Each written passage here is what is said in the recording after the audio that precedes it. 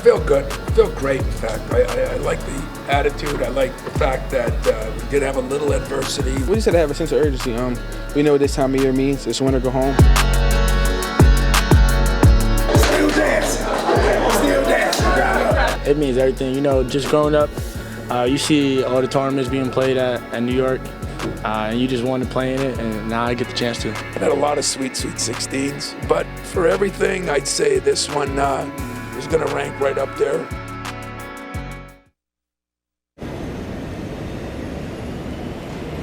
When Michigan State tips off against third-seeded Kansas State tomorrow, it will be Tom Izzo's 15th appearance in the Sweet 16. And the way in which the Spartans have gotten to the Mecca is why he calls it one of the sweeter ones of his career. Hello and welcome to New York City, where we will be live with you for the next hour as Michigan State tries to continue its run to the Final Four, or as we like to say, march to glory. The Spartans arrived in Madison Square Garden to begin its first practice prior to its date with the Wildcats tomorrow, and they're prepping for them, and they were the first team to hit the floor today. This is the place all basketball fans swoon over, whether it's college or pro, and even though Izzo has coached in this arena a total of 16 times, the atmosphere and environment never gets old, especially when a trip to the Final Four could be looming.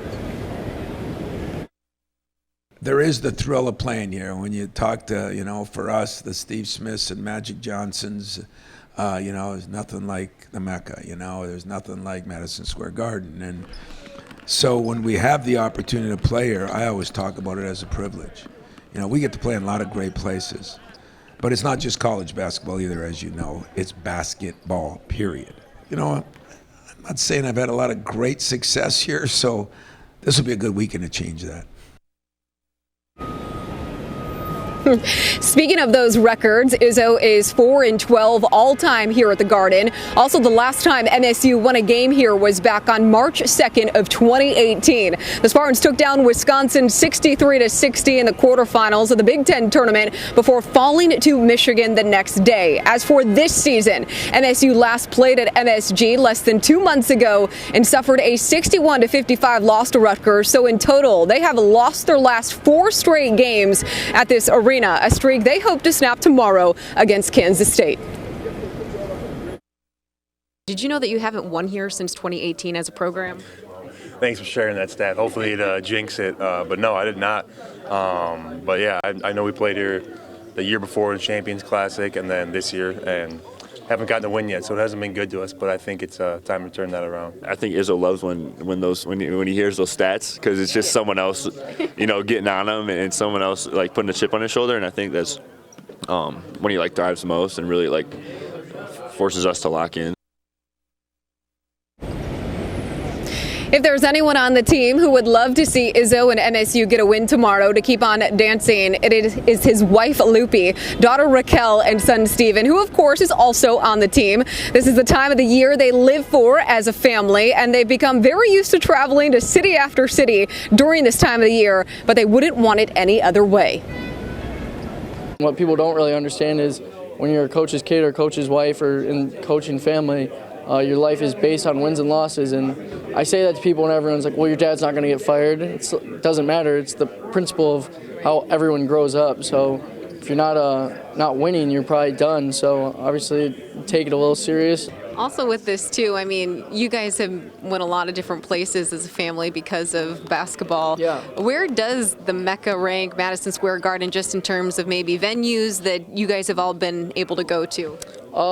I mean, this is probably the cliche answer, but Breslin's my favorite by far. Yeah. And there's no place like home, but I do respect this building, and obviously there's a lot of rich history that's happened in it. My dad and I, it was my first college game. We played Kentucky here, and that's where we started the picture tradition at center court. So when we took our one today, he was like, just think, 4 years ago we took our first one, and I was like, yeah, that's crazy to think about. Love how Steven Izzo says the Breslin Center is his favorite place. Well, another Spartan who received a lot of attention today, as expected, was Mr. Tyson Walker, making his return to the Big Apple. He's back in his home state of New York for tomorrow's game, and his performance in Columbus is why Michigan State is even here right now. We visit with him when March to Glory returns. It means a lot, just there's been some letdowns past couple years, not making out the first or second game. Coach always talks about it, you win the weekend, so that was our motto this whole time. And just to go back to New York and play, we played there earlier this year, and hopefully this time we can have a better result. Yeah, you get to go back home. You said that was kind of the goal as you went into the weekend. So what's it like to go back to your home state? It means everything. Just growing up, you see all the tournaments being played at New York, and you just wanted to play in it, and now I get the chance to. Even before tip-off of last week's first-round game against USC, as you heard, Tyson Walker made it made it known that he wanted to come home and play in his home state of New York. It was a big reason why he wanted to win the weekend, and there's no doubt about it. The New York native willed the Spartans to victory this past week against Marquette to get to the Sweet 16. Walker dropped 23 points in the win, but it was his ability to take over the game down the stretch that brought every single Spartan fan up off of their feet at Nationwide Arena. With 3 minutes remaining in the game, MSU went on a 10-0 run, and Walker accounted for 8 of those 10 straight points, with his steal and slam being the cherry on top of the sundae to put MSU up by 11. It was his first ever collegiate dunk, and thank goodness for his Hall of Fame coach who gave him the nudge to start shooting. I threatened him in one of the timeouts. I said, "What are you doing? You're not taking any shots," Malik, I told him that. Most of you guys all think that I'm holding people back and I don't want guys shooting. I spent more time telling guys to shoot today, but I told Tyson he had to take over because they were so good defensively, and there was some clutching, and it was a hockey game, at times, and they were so good at it that we couldn't get away. I mean, he's a money man. He's a money man. He's got ice in his veins. Everybody was dead tired. Just get him the ball. He doesn't stop. He just keeps going. Get him the ball. He's going to get, whether it's a tough look or an open look, I think it's going in. So once he shot that late pull-up, or he had that left-hand layup, then he had that pull-up, I was already running back. I knew it was in. I mean, I've seen it before in other games. I feel like everybody knows that he's capable of that, and he just did it on the biggest stage tonight, so I'm super proud of him. Like Aikens, many Spartan fans have watched Walker pop off a time or two this season. He's been the Spartans' leading scorer for the majority of the year. And as our Ian Kress learned, this is not a surprise, especially for Izzo. Yeah, Audrey, before MSU even played a game this year, Tom Izzo had a feeling Tyson Walker was due for a big season. He said Walker had the best summer of anyone on the team, and after taking some time to adjust to playing hoops in East Lansing, Walker's game is now thriving on the big stage. Hogard still on the bench. Down to 6 seconds. Walker under 4. Walker fires. He got it!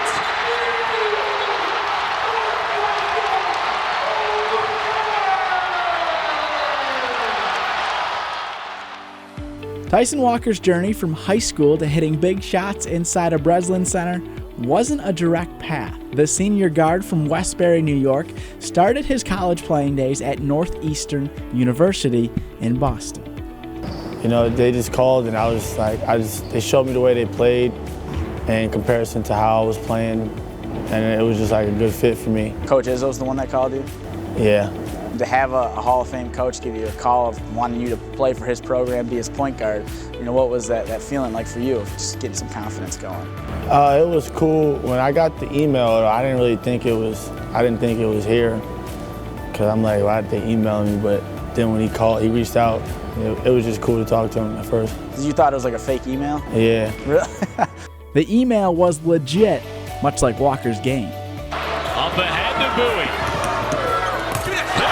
Rejected at the rim. That was Walker. Our teammate called it. Oh my goodness. Up and under, and a reverse kiss off the glass for Walker. I don't think people realize it. Look at this.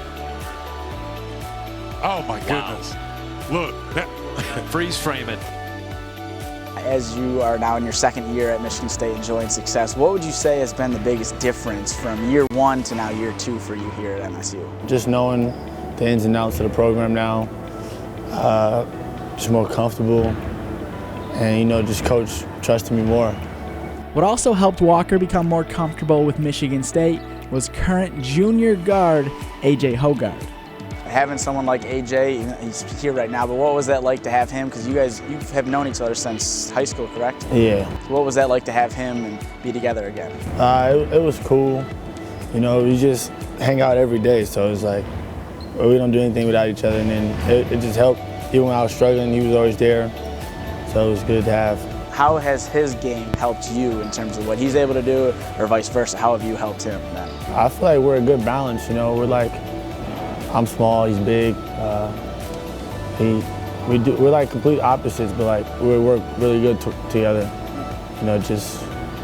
I'll catch and shoot. He's good at passing. Coming to Michigan State, what were some of the goals that you had set out for yourself before you arrived? And do you feel like you're making the progress to reach a lot of those so far? Right now, what I'm doing now, I feel like I'm making real progress to achieving my goals. Last year, I didn't do so much, but this year for sure. Making it to the Sweet 16 is a big reason why Walker wanted to play for Michigan State, and his performance against Marquette is why MSU is in New York. And Tom Izzo said on Sunday, Walker is going to owe him a big slice of New York's famous pizza this weekend. Audrey, back to you. Thank you, E, which he did give to him, by the way. Well, with Walker returning to NYC, just how far away is his hometown from MSG? The village of Westbury, where he grew up, is located on Long Island, so it's roughly a 45-minute drive to get to the arena, a lot closer for his friends and family than East Lansing. Walker told us he's not going to have a ton of people here because tickets for the game are hard to come by. And if you remember, he did make his Spartan debut at MSG back in the 2021-2022 season against Kansas in the Champions Classic. He finished with 2 points, so one of the big questions he was asked today is how has he grown as a player at MSU since his debut with the green and white at MSG? From that last game last year, that wasn't who I was as a player. I was just timid, but just now I'm just back to who I am, scoring, playing defense, passing the ball. Just being a player. I know he's a very exciting player here, especially Sweet 16, being back at home, especially anybody who's coming back home, play in front of your crowd, your people. It's an amazing feeling. So I'm so happy, excited for Tyson, and we're gonna do it collectively tomorrow. And especially, I know how I'm not even worried about him not playing good because he's been back home here. I mean, to be honest, Tyson really thrives. I'm not gonna lie to you. It's something that I kind of saw in him from the first day he walked on campus. He seemed like quiet at first, but he does a really good job of just making sure he deals with everything accordingly, and he comes out and he still plays to the level that he should. Another Spartan who should be a bit more comfortable this week is freshman big man Carson Cooper. The Jackson, Michigan native was surprisingly the unsung hero in Michigan State's first-round game against USC. March is all about magical moments, as you know, and we're going to relive his breakout moment when March to Glory returns. White had it poked away and a turnover by the Trojans. Walker, speed in the open court, missed it, but Mr. Cooper with the follow. Timeout USC.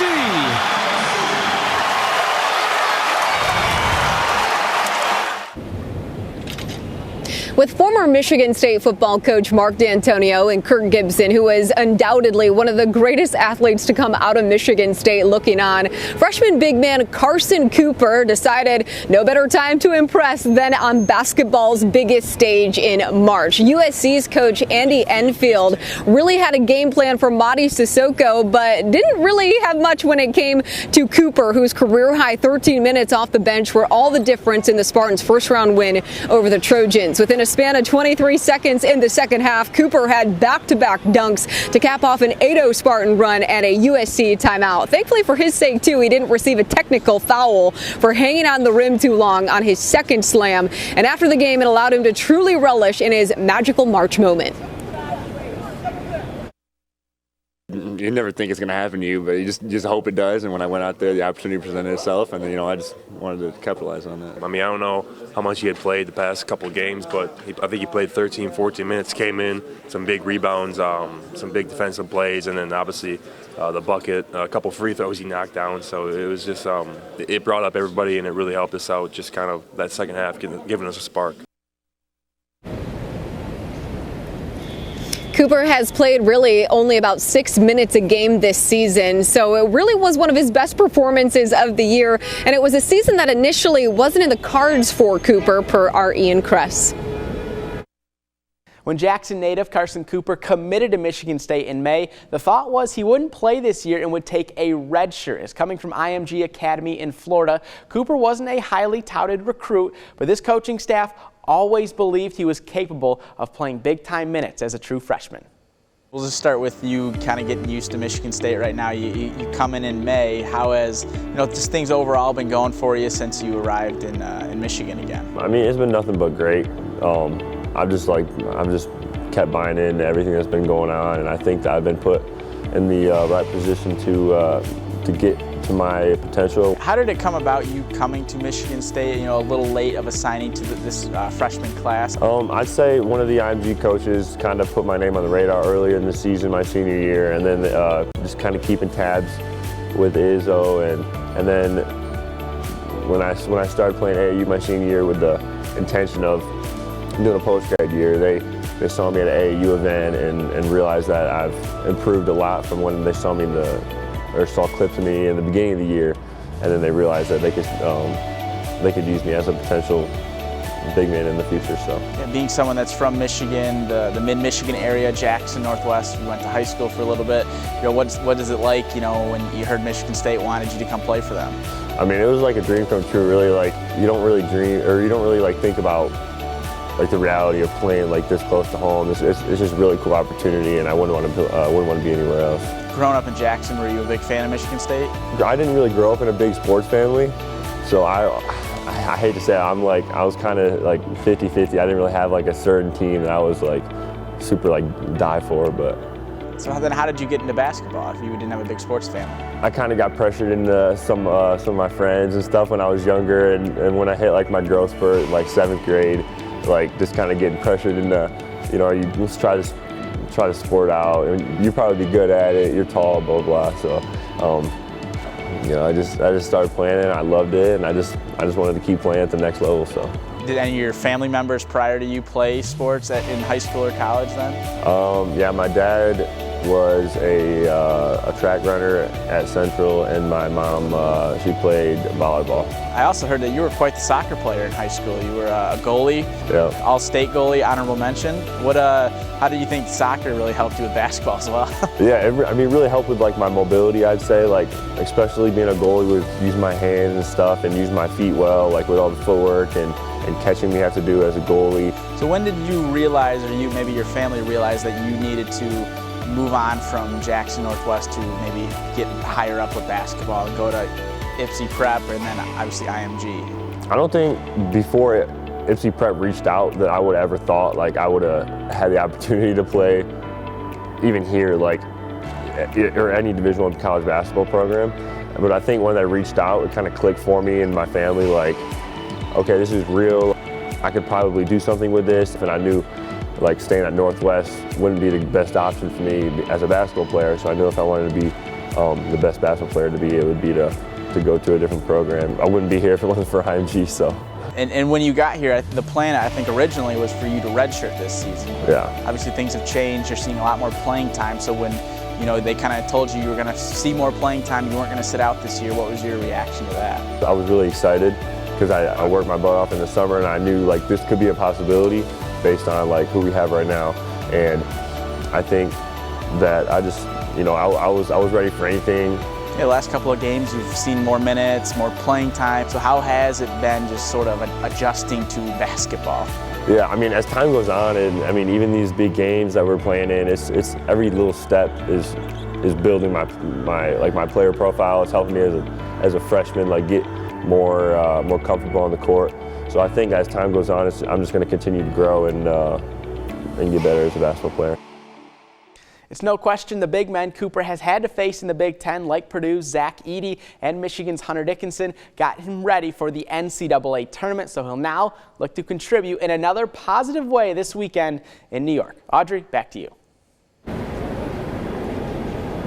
Yes, absolutely, E. And the Spartans are certainly going to be relying on the 1-2 punch of Cooper and Sissoko for tomorrow's game against Kansas State. When March to Glory returns, we're going to fill you in on everything you need to know about the Wildcats with a man who was in Greensboro, North Carolina to watch them take down Kentucky to advance to the Sweet 16. We'll see you soon. Jerome has done an unbelievable job there. You look at where they were and where they are, and I think he's had a lot of experience. You know, like myself, he had 19 years down with Scott Drew at Baylor, where they built the program, and then they won a national championship, and so he had a lot of responsibility on that staff, as Judd let me do a lot of things at the end to prepare me. He had an extra 6 years of that at Baylor.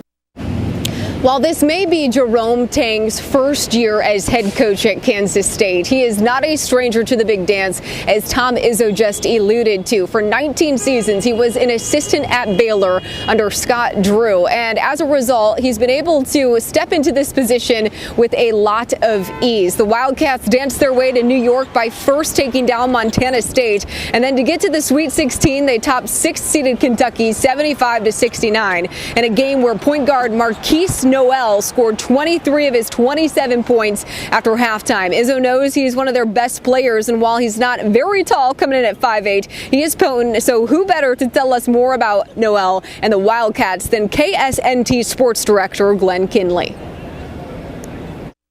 Well, thank you, Glenn, so much for being with us to try to break down Wildcats a little bit more. First of all, we have to get into the discussion about Jerome Tang. It's his first year at Kansas State and Big 12 Coach of the Year. Was that a surprise for people, or just walk us through that? Well, the Coach of the Year award, I think, was earned. They were picked to finish last place in the conference. They finished instead 3rd place in the conference, and they get a 3 seed in the NCAA tournament. Jerome Tang is he's unbelievable. He's unlike any other coach that I think I've ever seen, in the sense that after home games, he has a new tradition of running to the student section, jumping up into the student section, and doing the Wabash Cannonball, which is a dance they do at Kansas State with all the students. I mean, he's very unique. He's very open about his faith. He doesn't seem to care if he's different than a lot of different other coaches.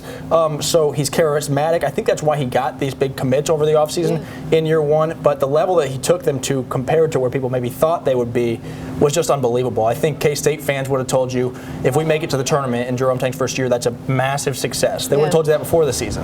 And then all of a sudden they were in first place in the Big 12 3 weeks in, and people were like, whoa, adjust the expectation a little bit. And he certainly raised the expectation for Kansas State fans. He mentioned that the belief, and the players also sort of mentioned that, how they went over to his house when he was first hired, and they had Sunday dinners, and they know where the forks are, and they know where the spoons are. I mean, does that just speak to the person that he is? You brought up his faith. Yeah, so Jerome Tang would tell you that he says his profession is basketball, but his calling is ministry. He tells you that ministry is more important to him. Now, Jerome is smart enough to know that if he doesn't win basketball games, his ministry influence is probably a lot less, because nobody, I don't want to say nobody, but less people care about what you have to say when you're not winning, right? And so he knows he has to win to do that, but I think ministry is very important to him, and that's why he cares more about pouring into these guys. And I think when he does that, and when he cares more about them as people, he gets the most out of them as players on the court. Yeah, so the big guys for Kansas State are Marquise Noel and Keontae Johnson. So can you just describe to people back at home in mid-Michigan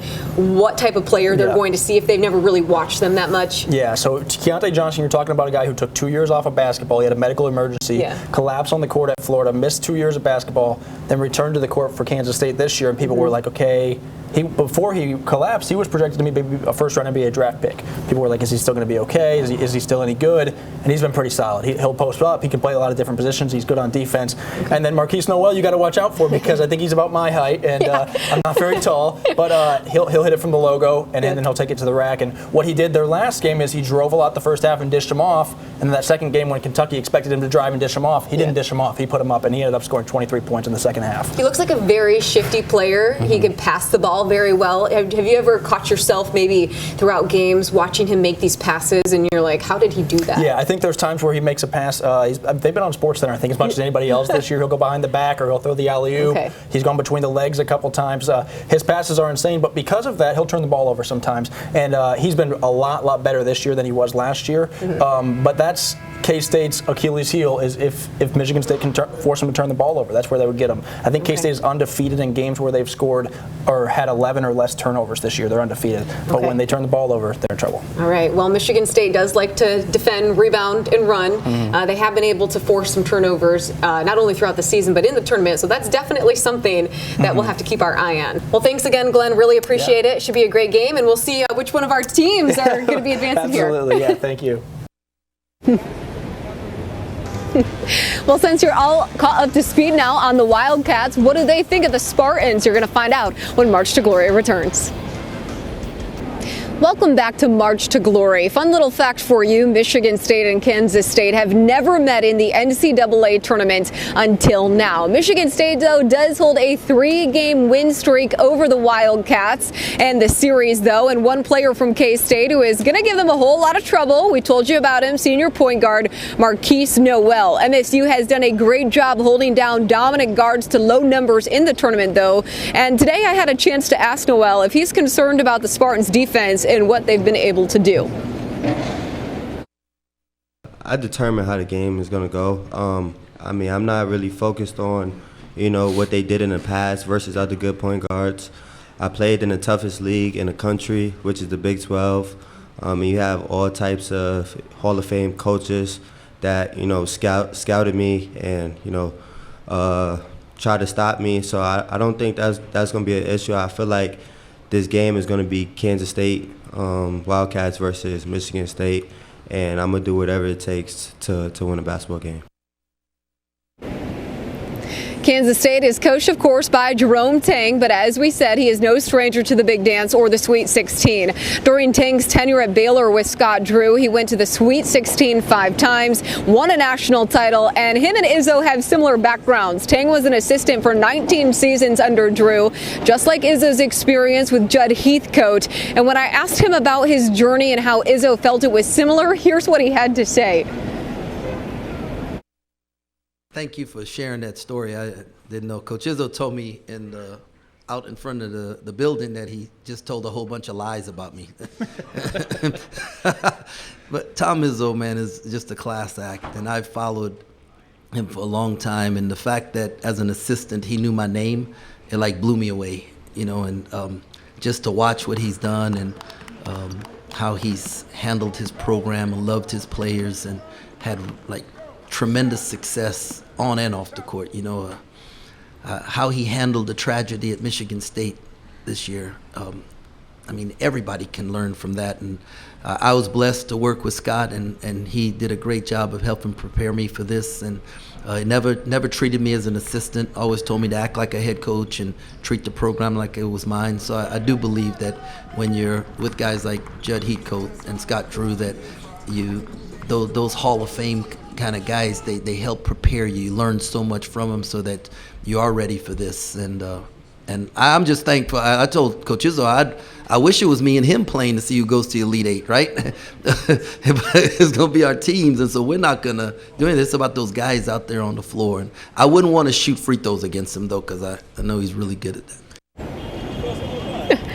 Yeah, I've done that, that's for sure. Well, anyway, speaking of Izzo, a.k.a. Mr. March himself, he's finally going to sit down with us when March to Glory returns. He has a lot of fond memories from his time in Columbus this past week, and we relive them when we come back.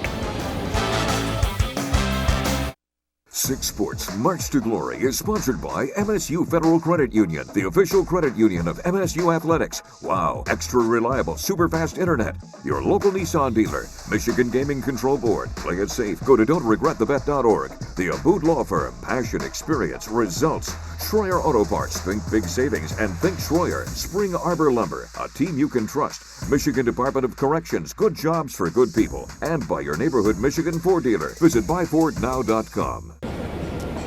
The unpredictability and drama of the NCAA tournament is what so many people find captivating, including Tom Izzo. And were there some upsets this past week? The Spartans found themselves right in the thick of it by taking down Marquette. And it's where Izzo and I begin part one of our chat, because they are now really in a field that is completely wide open. You had mentioned this in Columbus about how March Madness, or the NCAA tournament and March Madness, is one of the greatest spectacles in all of sports. You love the Super Bowl, obviously, but after what transpired in the opening week, I mean, it really seems like it's anybody's game right now. Yeah, it really does, Audrey. It's amazing. You know, this is a year like no other, with all the upsets, and I mean a lot of them, and a lot of jockeying for position, but as it kind of whittles down now, I mean, our bracket hasn't changed a lot, unfortunately, you know, but you get some of them that have, and we're just going to try to do our job. We get Kansas State. We've kind of been chalk as far as the teams we've played, a 10, then a 2, and now we play the 3. So ours is not the easy road, but the right road. How much have you two been sort of emphasizing to the players just really seize the moment here? I mean, because you can make it whatever you want it to be, essentially. Yeah, it's difficult. It really is, because there's so much going on in everybody's lives now that's different from 10 years ago even. You go to New York now, and, you know, the biggest thing will be keeping the guys focused. And you're right, it's a memory-making experience like no other. I mean, I keep saying, not only did we play in the Sweet 16, but you're in Madison Square Garden, you know. Even you would be excited about that, going to New York. Madison Square Garden, the mecca of any basketball, college, pro, doesn't matter. So a lot of great memories, but they're made even better if you stay another day, and they're made even better if you win a game. And speaking of MSG, you guys have had a lot of experience playing there. You were just there facing Rutgers earlier this year. Last year, Tyson Walker made his Spartan debut at MSG, kind of back in his home state of New York. So this is not going to be an overwhelming experience, you wouldn't imagine, for your guys, just because they've been on this stage. At least we have some sense of it. You know, it's the first time when you go up that big elevator with garbage and all the other things in it that you go, whoa, where am I going, you know? But once you get through that and see all the pictures of all the actors, actresses, and singers, and songwriters, and boxers, and, you know, there's so many things that go on there. At least you have a feel for it. And once you have that feel for it, then it becomes, it's a court. It's the same size as ours. Right. How much too do you hope that Walker sort of seizes the moment too more back home? Yeah, you know, I'm excited. I told him a week ago, you know, about the pizza and the cab ride, because just trying to lighten the moment a little bit. But I mean, think about being him now. Kansas State's got 4 guys from New York too, but Tyson's road here and what he's done and his family back home, and it is a memory maker, you know, and it's one that you probably dreamed about, shooting baskets in the backyard, and here it is, reality. During the tournament, there's always a little bit more eyes on certain games and certain situations. You've seen that time and time again in your career. But when you broke the clipboard, are you surprised of how much that kind of took off and people? I think I'm disappointed that not many people must watch us, because that's happening. That's all the time, you know. That was from Draymond on, you know. But it's yeah, it's crazy. It must be a bad media day or something when they have to home in on that. But at the same time, hell, you can't do the other things you used to be able to do. You can't really say much to a player anymore, so you just take it out on your clipboard. It works out great. Yeah, Joey did say that in the locker room. He goes, "This is a regular thing for us here." Yeah, what's the big deal? Another moment that comes to mind too from last week in Columbus is after Malik Hall had the rebound and the kick out and you dished out your signature fist pump. Do you have a recollection of maybe a time when you have like a favorite fist pump or like a situation? You know, I didn't even realize I did that. It's just, you know, it's the emotions of the moment. And, you know, I just, I don't have any certain ones over certain years. I wear my emotions on my sleeve. I make no bones about it. Sometimes it's really good and sometimes it probably gets me in trouble. But at least it's authentic in this phony world we sometimes live in. It's not phony. And, you know, that was a big play for us. And it was a big play for Malik. He had been struggling shooting the ball. And you always got to have a sense of purpose. And his sense of purpose, I'd like to make a three. But if he's doing something that helps us win, there it is. And that was a big moment. Yeah, Doug Wojcik called him the X factor in that game. Yeah, that's true before the game, and it ended up true at the end of the game. The opportunity to get to Houston for the Final Four is staring the Spartans in the face. All they have to do is win the weekend once more. And when we come back, Tom Izzo shares what his team needs to do to seize the moment at the Mecca. I'm looking forward to seeing you guys out there. Behave yourselves.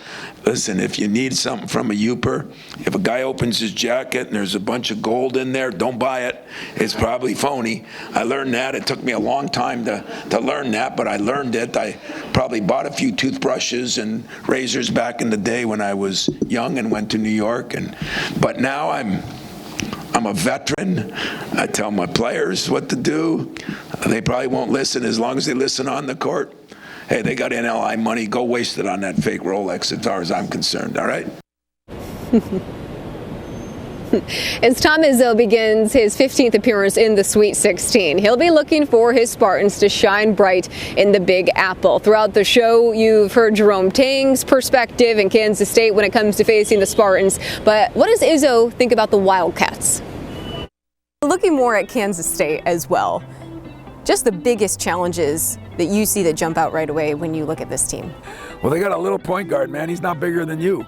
And yet he's quicker than, you know, than I'll get out. And he can really do some things at 27 against Kentucky. So he creates some problems. They got another kid named Johnson, a forward. And then they got a bunch of good players. But they got two star players.